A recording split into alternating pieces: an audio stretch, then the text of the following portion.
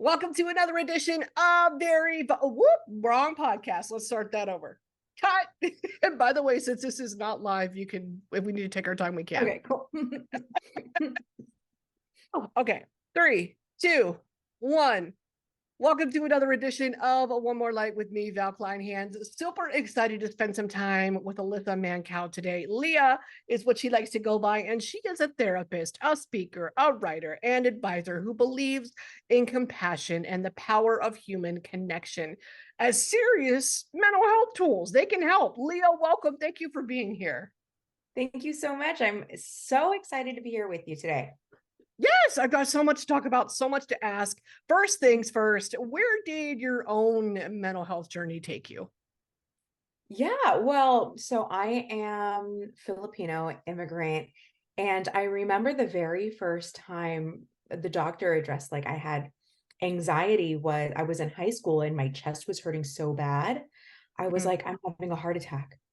And my mom took Yeah. me to the doctor. They put all these contraptions on me. I had to wear it for 24 hours. I couldn't get it wet. And the doctor was like, your heart is fine. This is anxiety. And then me and my family were like, oh, okay, so I'm fine. And then I don't think we ever talked about it. Even myself, I was like, oh, okay, that's nothing. But that is just so separate, actually.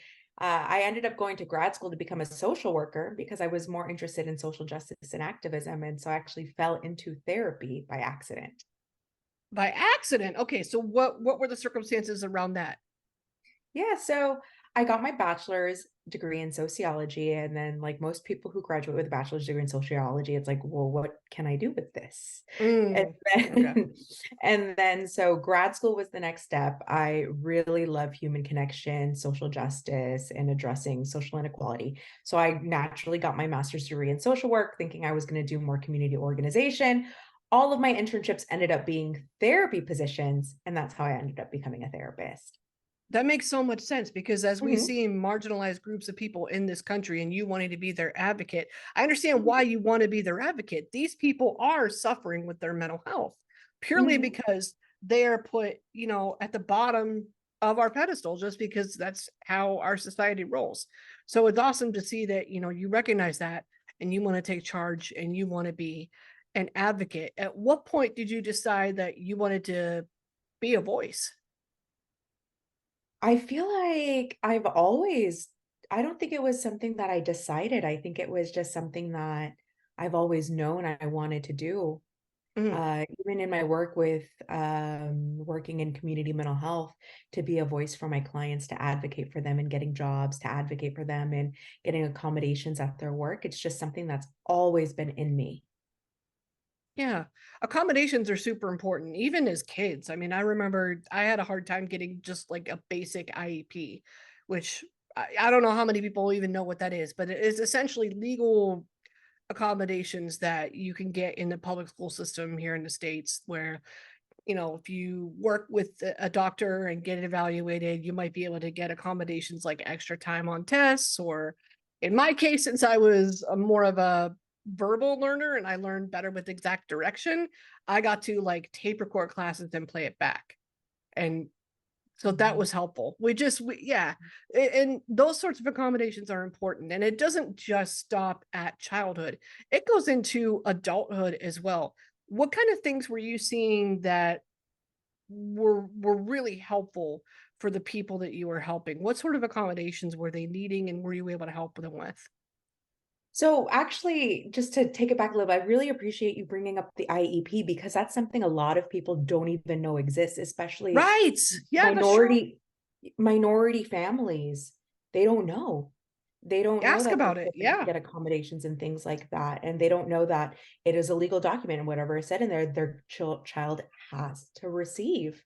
Um, and just in terms of accommodations for adults, it's recognizing and acknowledging that your mental health may interfere with your ability to work. It may interfere with your ability to function. And we've been seeing it a lot post-pandemic. Over 50% of those who are employed are experiencing burnout, and it is Mm. affecting their ability to be productive at work. So accommodations look like taking your mental health days or getting just getting those forms filled out so you can get paid leave, because we need to talk about how mental health is just as serious as if our physical health was impacting our ability to work.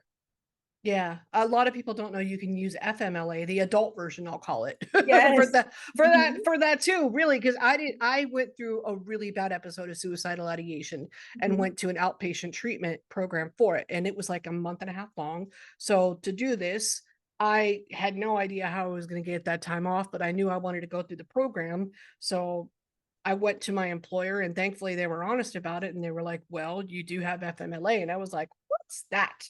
And most people don't even know to like ask for it, but again, it's sort of the adult version of accommodations you may be needing, time off you may be needing, and most people a lot of people use it for medical concerns, but you can use it for your mental health as well. I did. And that was the only reason I even got the amount of time off that I did. So mhm. is a lot of what you do sort of maybe giving people those tools and those tidbits of information? Absolutely. So I'm still a therapist. I still work with clients. And some of the work that I do is helping people connect the past from the present, understanding themselves, their Mhm. emotional landscape, hopefully, allowing them to receive the tools so that they can increase their overall satisfaction in life. And if we need more time, then yeah, sometimes what I do is I do help them receive accommodations at work too. But Yeah. overall, it really is giving them that guiding support. Yeah, and helping them come to terms with themselves, maybe Mhm. helping them from what I mean, from what I've seen you do, you help people a lot with their relationships with each other. And Mhm, because absolutely. that can have a big impact on our mental health as well. I definitely wanted to ask what I mean, we talk about red flags, we talk about green flags. We know what the red flags are. We know the things that what I mean is the things that you avoid in any type of relationship. What are some of the green flags that we should maybe be looking for when we connect with somebody or meet somebody new? Anybody, whatever type of Yeah. relationship. So I really wanna mention that green flags do take time to unfold, because when you meet somebody, whether it's dating, friendship, most people put their best foot forward first, Right. right? And so if we are really talking about the green flags, we're talking about the person's character overall and what we see unfold over time. What we Okay. wanna pay attention to is, do they follow through? Are they Mhm. consistent? Do they say do whatever they say they're gonna do they do it? Or is it just lip service? And how do they talk about the other people in their life? Is it really important? Are they kind? I think that is the number one green flag. Not just are they kind to you, but are they kind to other people? Mhm. So important. Follow through, so important. Respect, so important. Again, everybody can put this mask on when you meet for the first time. So allowing yourself to take time and getting to know anybody, friends, romantic, is really, really necessary. Yeah, I've had that. I mean, we've all had that happen where we think that somebody's great in the beginning of your time with that person, and then a couple months later, you're like, I don't know about X, I don't know Yeah. about Y, I don't know about Z. I'm seeing all this. I'm like, I'm Mhm. not so sure. So, Mhm. and in my case, that happened with a particular boss in my past, and that was a big source of the suicidal ideation that I had because I went from trusting this person and wanting to please this person to being totally blindsided by them, which caused a lot, it caused a lot of hurt for me. So Confusion. and confusion because you're Yeah. like you're not even the same person, bro. You're not even What like happened? Yeah. what is this? So Yeah. Who do you, are you? Mhm. right. What advice do you have? Because I think we've all experienced something like that. What would you say to somebody who's discovering that, oh, this relationship might not be a good one? Is there a healthy way to sort of back out? Yeah. I really like that. So I think it's important to notice what that our mind tends to go back and ruminate. Did I miss this? Did I miss this? Did I miss this? Hmm. What happened? But this happened. And then we can spend all day and the next day and the next day doing that. And we're never going to Hmm. come up with the right answers. And so it's important to note that people change, or maybe people put a false face forward, what we want to do to regulate our nervous system, because that's the most important part is we want to regulate our nervous system, is we then connect with the people who are very, very safe and nurturing for us. That's what we Mm, want to do. yeah. Or And reconnect. I We want to pour our energy into those people. absolutely. And I think when you sort of start to regulate your nervous system, one way that I've learned how to do it is through mindfulness. And when I learned, it was literally the practice of simply just observing a thought, let it Mhm, be there, and then letting it just kind of come and go, mhm, sort of like mhm, waves. And that helped me to be a lot less reactive mhm, and behave in ways I didn't want to, or say things that I didn't want to. I was able to like pause before mhm. it got that bad. That's helpful for anybody. Do you spend a lot of time with that? With my clients, Mindfulness. Yeah, mindful just in oh, mindful in general? Oh, yeah, absolutely. mhm. Yes. With I prefer guided meditation, so I use like a lot of the Oh, apps. Yeah, there okay. are some people who can practice mindfulness like really on their own, which is amazing. Me, I'm more like of an apps person. So I like Mhm. that guided meditation, but it's also something that I do teach my clients. It's like, here's the thought that I'm having, here is how the thought is making me feel, and then here's what I'm going to do about it. Mm. Okay, what are some of your favorite apps to use? I actually like Insight Timer. Oh, okay. Mhm. A lot of Noted. people like Calm. Yeah, I know a lot of people like Yeah. Calm, and I've heard really good things, but I am just Insight Timer was the very first meditation app that I was ever introduced to, so I've just stuck with it. Okay. Whatever works, works. That's another Mhm, thing that we forget as we go, with our own treatment plans and go about our own mental health journeys is there is no one size fits all for mhm, anybody, for mhm. certain, especially when it comes to treatment or coping, any of that. I would love to dive into your advocacy a little bit more too, because you primarily do that through both speaking and writing. I love doing the same thing. Do you find that you're a better speaker or writer? Oh, that's such a good question. I think it very I mean, I love speaking. I think it's fun. It's nice to meet new people. But then writing is different because you get to take your time in doing it. You get to go Hmm. through multiple drafts before you submit it. Whereas speaking, you can practice, but whatever you show is whatever you show. I think right now, I would probably, since I've been doing writing longer, I would probably Hmm. say that is kind of where my expertise is at. Yeah, I'd love to work on my writing more. I would love to write more articles, but I think I'm just naturally, I enjoy speaking more in general. I've never been someone that's like afraid of a crowd or to talk in front of one when, and it's tough. I mean, there's not a lot of people can do it, and I get it. It can be scary, but it's so helpful when you do it because you never know who you could be helping in the process by whatever you're sharing. I love that you're on the advisory board when it comes to mental health subjects and Pop Sugar too. That's one of my favorite websites, so that stood out to me. What does Pop Sugar look to you for when it comes to that job? That like what specific instances? Yeah, so I've actually contributed to a few of their articles before I got onto their advisory board. But what that is, it's for their mental health vertical, and it's like when they're creating any articles that surround mental health, they'll tap Mhm. into one of us to make sure that it is clinically sound, clinically appropriate. Just it's Okay. for review, just to make sure that the information that they're putting out there is accurate and really well reflects what people are needing to hear and what can be helpful for people. Yeah, and they're cross-checking with an expert that which is so Hmm. necessary because anybody can put anything on the internet. Which is true, and Yeah, it happens really. all the time. It daily. Anytime I open any social media app, it's like, I don't know about that one. I don't Hmm. know.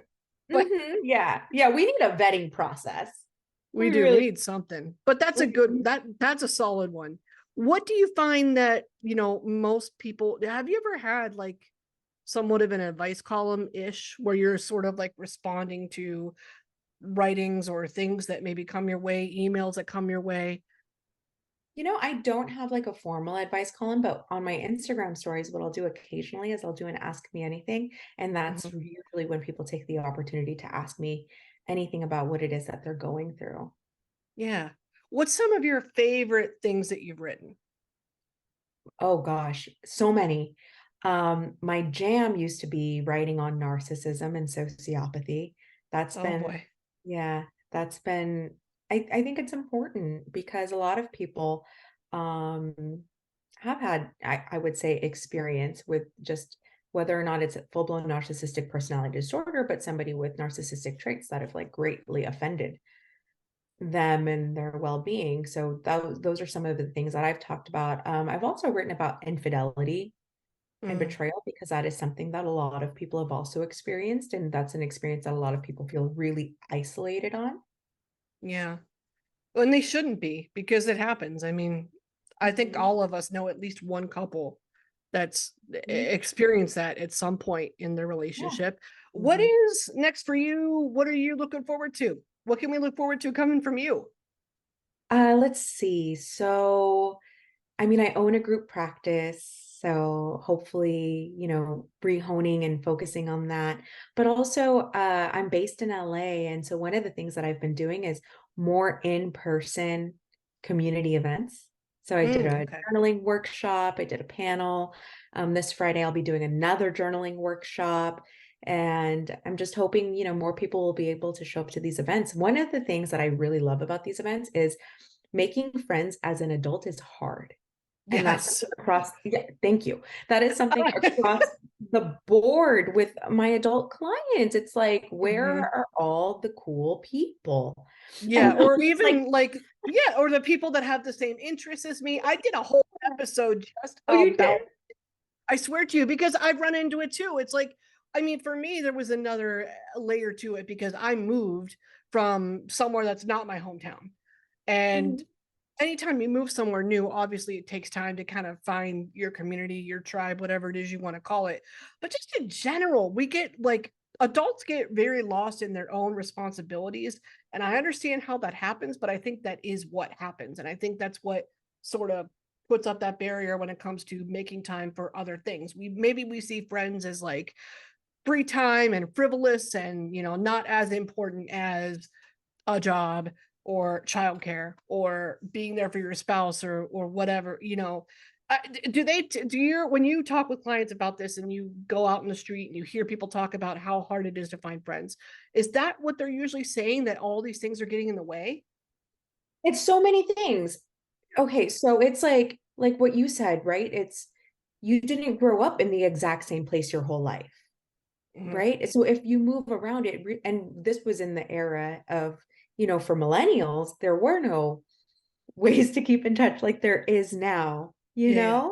like you'd have to get somebody's address and write them a letter. And so if you moved around a lot, that was a barrier.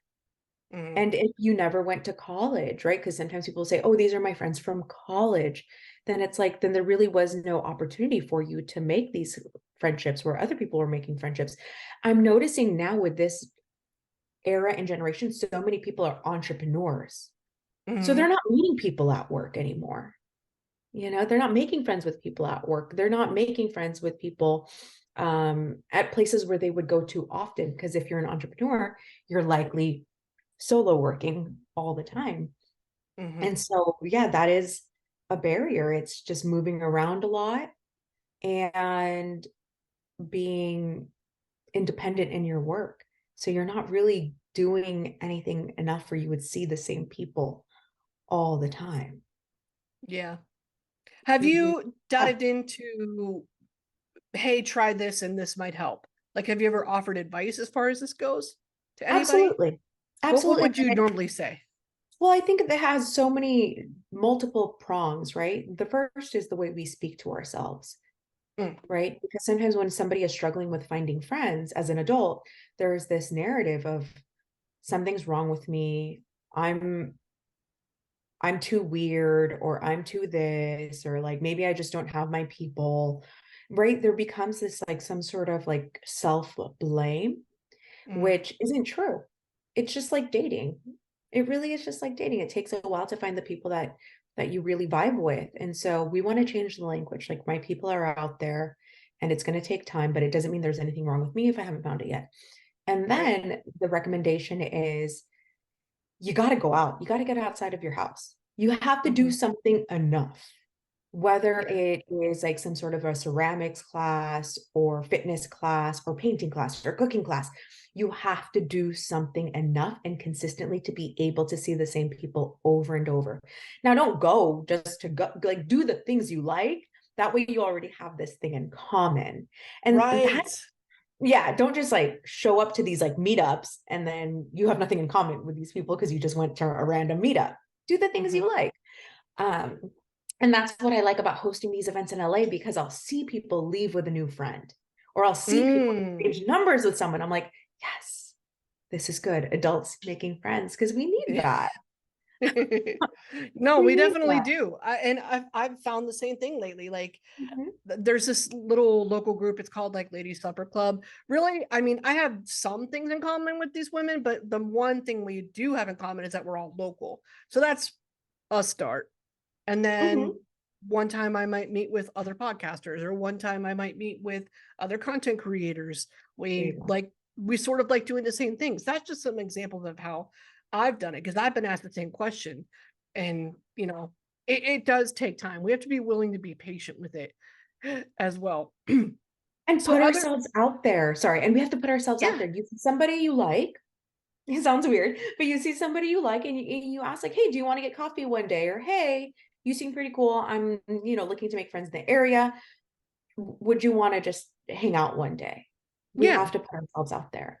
Yeah, and that's all the only reason you would have to meet with that person either. Because I think some people also get caught up in, well, what is this going to do for me? And if they Ooh, feel, yeah, oh, I've heard that one too, too many times, too mm, many times. They're like, if I meet this person, what is it going to do for me? And that might be the only reason they meet with that person. It's like, that's so sad. yeah, I've heard that before, and it's, ugh, it just like, it comes off as gross and It's slimy. transactional. Yeah, I'm Mm, like, not for that. We don't have time superficial for that. vibes. Superficial Very, vibes. Hmm. very, very, very. Hmm. Other than these, other than these events that you're looking forward to, anything else? Let's see. I'm looking forward to, they're not in the books yet, but more speaking engagements in the next year. I just got back actually from San Mateo, San Francisco, and I did a wellness workshop for the county library employees. We talked about increasing your set point happiness, coping with burnout, Mm, um, and then hopefully writing a book in 2024, but that's still in the works. fun. Cannot wait to see it Yeah, all. Leah, thank you so much for yeah. hanging out with me. Thank you for your insight and thank you for your time. Thank you for having me.